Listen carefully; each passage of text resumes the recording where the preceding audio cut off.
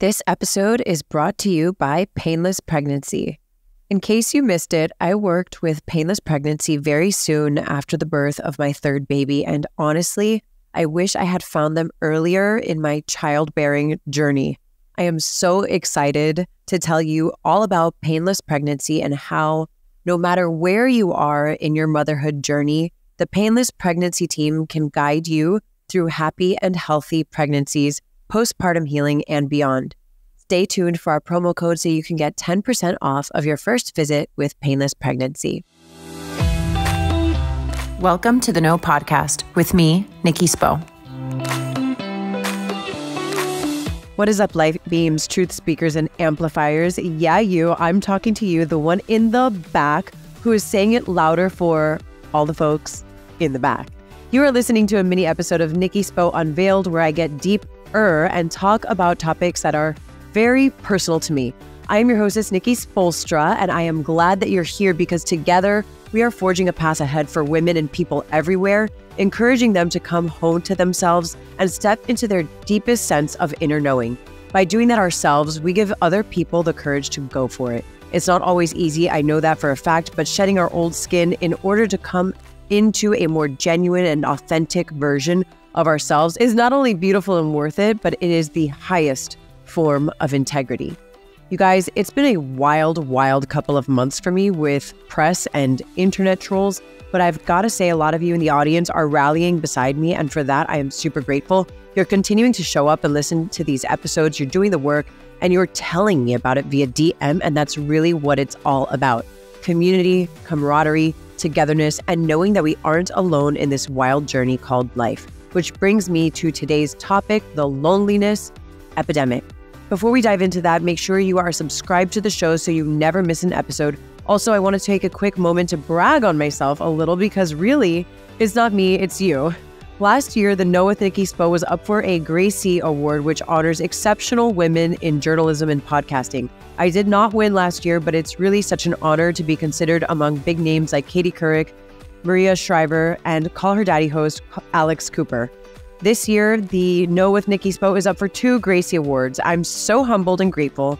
In 2 years, the show has climbed into the top 2% of podcasts globally. It has been nominated for the Gracies as well as the People's Choice Podcast Awards. And it's just so bananas to me that there was once a 30-year-old woman who thought she didn't deserve to have a voice, and here the heck we are. And I say we because I know that you're in it with me, so there's no plug here. You don't have to do anything or vote or anything. I'm just keeping you looped in on what's going on with the Know with Nikki Spo and how your commitment to listening to the show has impacted my life and thus the life of others. Because we are bottling this shit up and we are giving it away to thousands of women and people, and that is a very beautiful thing. And with that, let's get started on what I believe is a creepy little head fuckery that's going on in our society, the loneliness epidemic. Okay, ladies and gentlemen, I want to start off by saying that I think it is human nature to place ourselves at the center of the universe. Like, what to wear to dinner tonight? No one actually cares. Like, did I say something stupid at the dinner party? No one actually cares. What about all of my excuses for whatever? No one actually cares. I mean, some people do, but you catch my drift. I don't think people actually are paying that much attention to us as much as we think they are, because most people are understandably, subconsciously, much more concerned with themselves. And so we can most likely rest assured that we have some tiny sense of privacy simply because people are more often concerned with themselves than other people. I'm not knocking it. I just think it's human nature.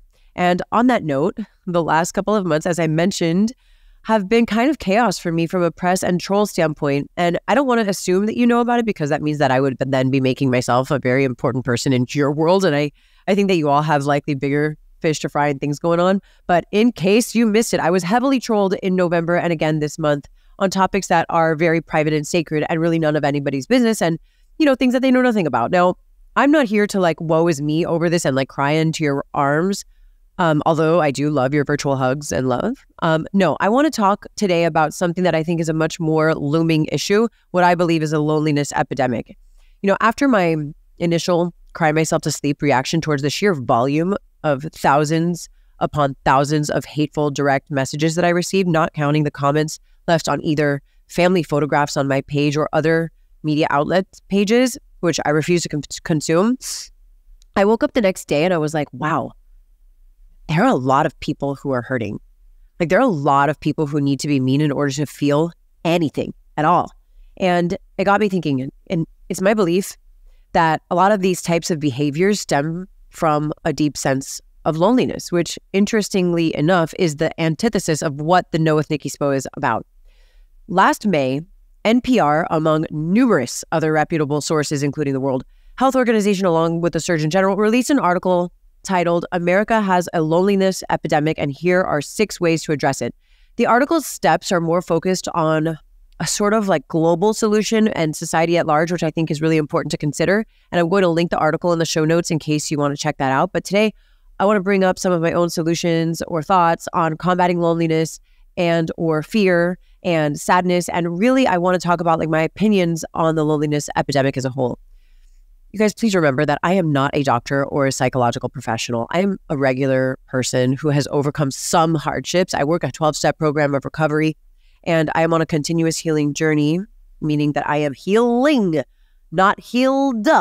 So you can take my opinions with a grain of salt and do what you want with it. But really, with the rise of the internet and social media and the content is king mindset, which, by the way, I'm a part of by way of my profession, it is easier than ever for people to hide behind a masked identity, whether that's portraying the perfect life on the internet or creating a public persona or having side accounts to just consume information rather than participate in online posting and beyond, to having accounts with no identity association whatsoever and spewing hatred because getting a rise out of people makes them feel strangely connected. Let's not even get into the deeper topics of online fraud, trafficking, and beyond. But for the lighter, if we can even call it that, topics, I think that's what it is. I think a lot of people are just like really starving for connection of any type. And some people, like their loneliness is so devastating and they feel so yucky that the only thing that they can do to help them feel anything at all again is more yuck. We've heard the saying, misery loves company. Like, I've been there. I swear to the powers of this universe that I have been there. And this type of behavior isn't just affecting our emotional well-being. According to an article titled "Our Epidemic of Loneliness and Isolation," released by the Surgeon General, finds that even before the COVID-19 pandemic, about half of U.S. adults reported experiencing measurable levels of loneliness before COVID. Like, now put COVID on top of that. And it warns that the physical consequences of poor connection can be devastating, including a 29% increased risk of heart disease, a 32% increased risk of stroke, and a 50% increased risk of developing dementia for older adults. The article goes on to explain that you can feel lonely even if you have a lot of people around you, because loneliness isn't about the quantity of your relationships, but about the quality of your connections. Again, the article that I'm referring to gives some global solutions, but today I'm really interested in the more personal individual solutions. So I'm just going to kind of riff here, but here's some of my thoughts. I think that self-awareness isn't as common as we like to think it is. And I think that it's human nature to look for solutions and reasons outside of ourselves. I am this way, or I feel this way because of that person or this circumstance or this event that occurred in my life or even in our communities or in the world around us. So I think it's crucial that we start to become more self-aware, and that involves taking a personal inventory of sorts, being able to humbly, vulnerably, and honestly look at ourselves and our respective situations. And that's really hard work. I think the easier path, one that I've taken time and time again in my life and still do, is to just like bravely put one foot in front of the other. And I say bravely because, let me tell you something, survival mode, even if it's a fear-based experience, takes bravery just to simply move forward. Like, it takes bravery to simply just exist some days. So let's say then that we are moving forward. We're putting the one foot in front of the other and we are getting by. I don't know about you, but I don't just want to merely get by. I want to thrive. I don't want to experience the majority of my life in sadness or complacency or fear of loneliness or loneliness itself. And since we are talking about loneliness and a basic need for human connection, I think it's important that we really start to look within. All right, my loves, I want to pause and take a moment to thank our sponsor for today's episode, Painless Pregnancy. I have been working consistently with painless pregnancy since the birth of my third baby, and I truly cannot sing their praises enough, which is why I'm so excited that they have come on as a partner for the Know with Nikki Spo. Painless Pregnancy is the leading in-home concierge physical therapy company focusing on the pregnant and postpartum woman. Not only do they provide incredibly valuable services to those women in pain or dysfunction, but they also offer every aspect of wellness. This means that they take care of you during your pregnant and postpartum season of life. They keep you strong and flexible. They keep your pants dry and your sex pain-free. They even do all of the body work needed to maximize your delivery. If you are currently pregnant or have ever been pregnant, you need to reach out to them. They are skilled in assisting with like a bajillion women-specific needs, such as pregnancy and postpartum, obviously, vaginal and C-section deliveries, pelvic floor therapy, physical therapy, diastasis recti, urinary incontinence, fecal incontinence, pelvic organ prolapse, and overall having a healthy pregnancy. I know. Some of this stuff is cringe, but these are like real things that happen, and oftentimes women don't want to talk about them. And you know me, I'm going to talk about it. So if you or anyone you know is on a motherhood journey, I highly recommend reaching out to Painless Pregnancy, no matter what season of motherhood that you're in. Use my code Nikki Spo 10 for 10% off of your initial visit. For more information, be sure to check out the sponsors page at nikkispo.com or check out Painless Pregnancy directly at www.painless-pregnancy.com. Until every woman heals, having this team in your corner to take care of your body is everything. External validation plays a huge role in this. I think our society has done an amazing job of making people feel like they need the job, the money, the relationship, the house, the bag, or whatever in order to feel valuable in the world. Like, if I have all these things outside of myself that are in theory of value, then perhaps I will consider that I myself am valuable. We've all heard the phrase, it's lonely at the top. I don't know. Listen, I don't know if I've been at my personal top, but I do know that the top can be a lonely place if we are not intentional. And guess what? The bottom is lonely too. And you know what? So is the middle, when we are looking for outside validation. I think I stopped feeling lonely when I started to connect with God as I understand God, the universe, call it what you want. You know, there's a meme out there floating around that says the witches call it spells, religious people call it prayer, spiritualists call it manifestation, atheists call it the placebo effect, scientists call it quantum physics. Everyone's arguing over its name, but no one is denying its existence. So call it what you want, but I think that first and foremost, looking within and connecting with a higher power as you understand that higher power is really the antidote for loneliness. I often find myself asking the universe to let me do its will. Like, how can I get out of my own way, God? Like, please, like, show me how to get out of my own way. How can I be of service? And asking ourselves, like, is what I am saying or doing bringing more good to me or my surroundings? And I hate to break it to you, but the internet is now a surrounding, right? Another antidote for loneliness is helping other people, connecting with people, places, and things that make your insides feel good. Not necessarily a quick fix kind of feel good. Like, I'm going to give you a personal example. Smoking cigarettes is gross. Smoking cigarettes on some weird level used to make me feel good.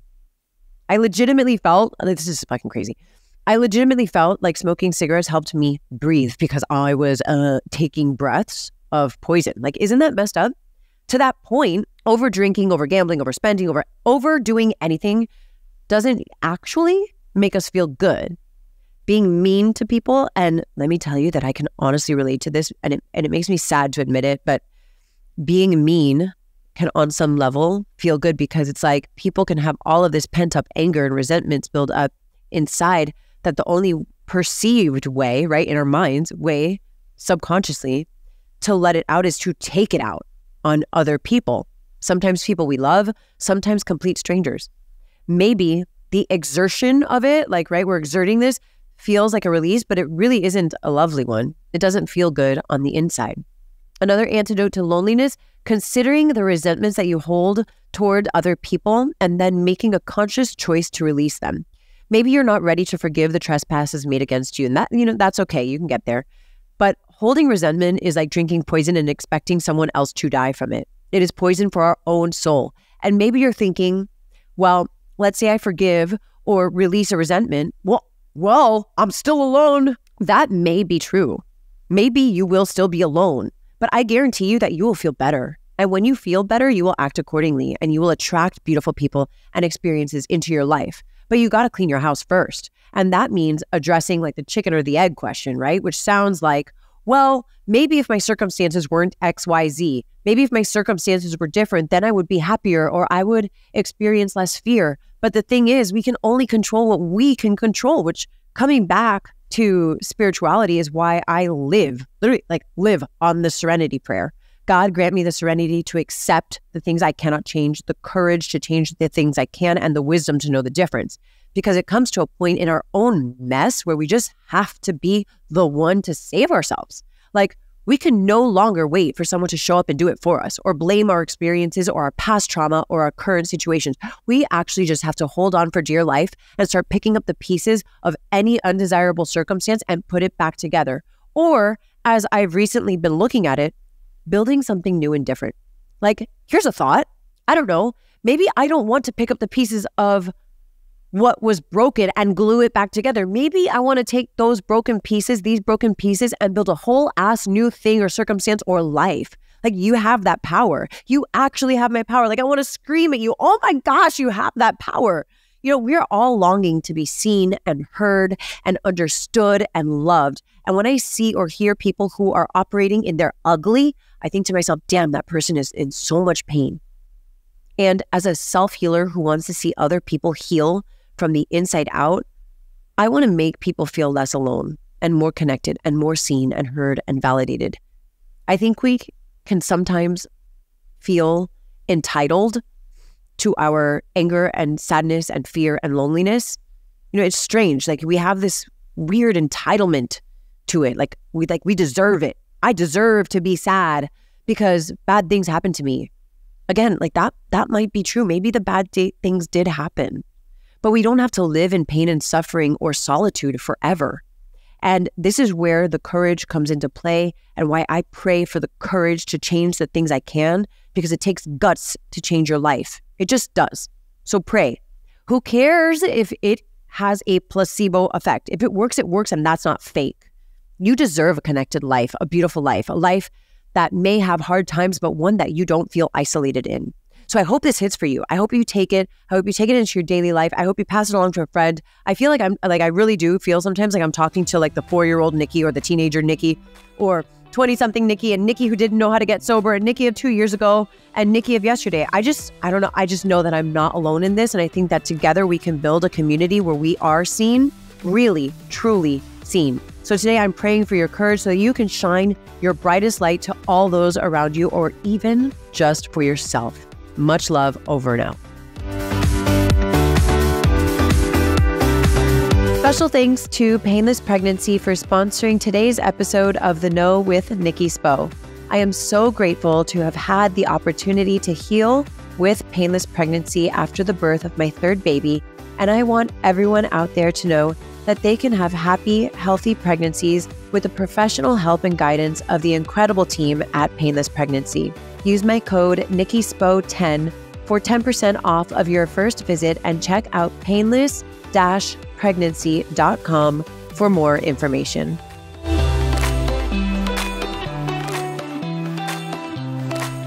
Thank you so much for listening to The Know. If you loved this episode, go ahead and share it with a friend. Words are so powerful, and someone may need to hear what we covered today. And if you really loved this episode, please take a moment to rate the show and leave a review. Your comments are so important and valued, and they give other listeners insight on what to expect on The Know.